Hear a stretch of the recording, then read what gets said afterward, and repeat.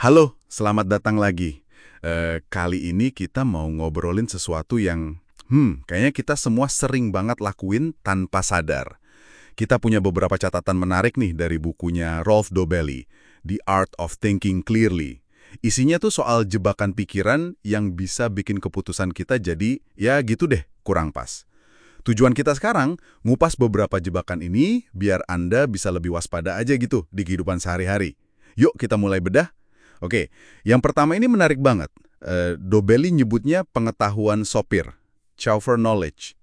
Pernah lihat nggak orang yang kelihatannya pinter banget ngomongin sesuatu, tapi sebenarnya cuma ngulang apa kata orang lain? Oh iya ya, kayak contoh sopirnya Max Planck itu ya? Nah, betul.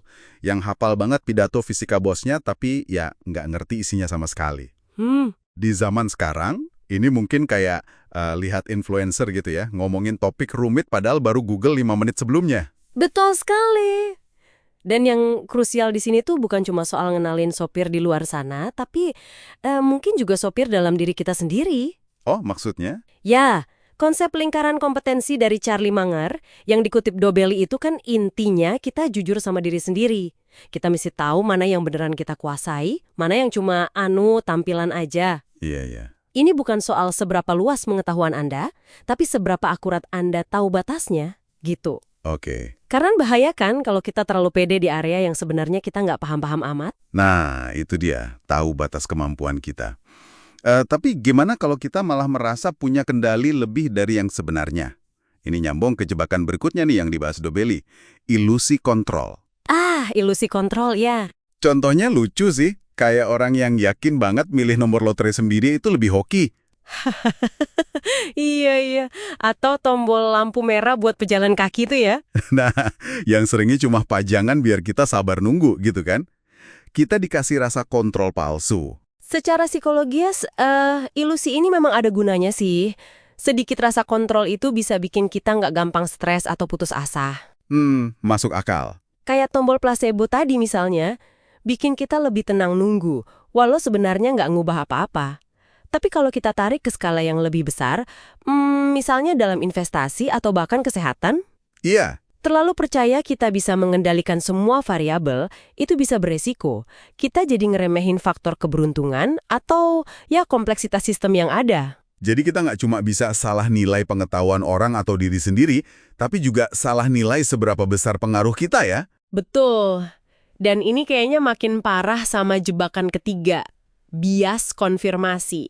Dobeli bilang ini biangnya kesalahan berpikir. Wah, ini dia nih yang paling sering.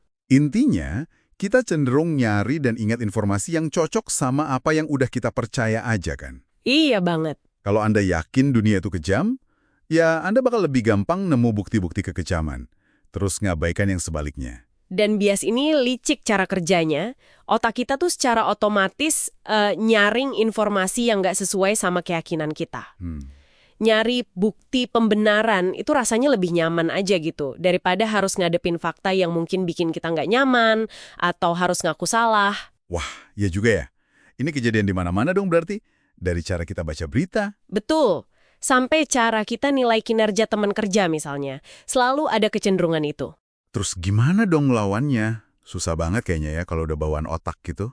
Emang nggak gampang sih, karena ini cara kerja alami otak kita buat efisiensi kan? Iya. Tapi bukan berarti nggak bisa diakalin. Kuncinya itu kesadaran sama usaha aktif. Usaha aktif gimana tuh? Ya, coba sengaja cari sudut pandang yang berlawanan. Pas lagi yakin banget sama sesuatu, coba deh tanya ke diri sendiri. Oke, argumen paling kuat melawan pendapat saya ini apa ya? Data apa yang mungkin saya abaikan? Oke, jadi sengaja nyari yang beda ya. Iya, mengakui kemungkinan kita salah itu udah langkah awal yang penting banget. Oke. Jadi dari obrolan singkat kita soal Dobelli ini, ada 3 hal penting ya buat Anda perhatikan. Pertama, hati-hati sama pengetahuan sopir. Jangan gampang terkesan sama tampilan luar. Dan kenali batas kompetensi Anda sendiri. Betul. Hal di luar kendali kita. Hmm, Dan ketiga, sadari adanya bias konfirmasi. Kecenderungan kita buat, ya cuman ngelihat apa yang pengen kita lihat aja. sip. Dan sebagai penutup nih, mungkin ada satu pemikiran buat Anda bawa pulang. Apa tuh? Kalau memang otak kita ini penuh dengan jalan pintas dan bias-bias tadi, mungkin tujuan kita itu bukanlah jadi manusia super rasional yang nggak pernah salah, kayaknya itu mustahil deh.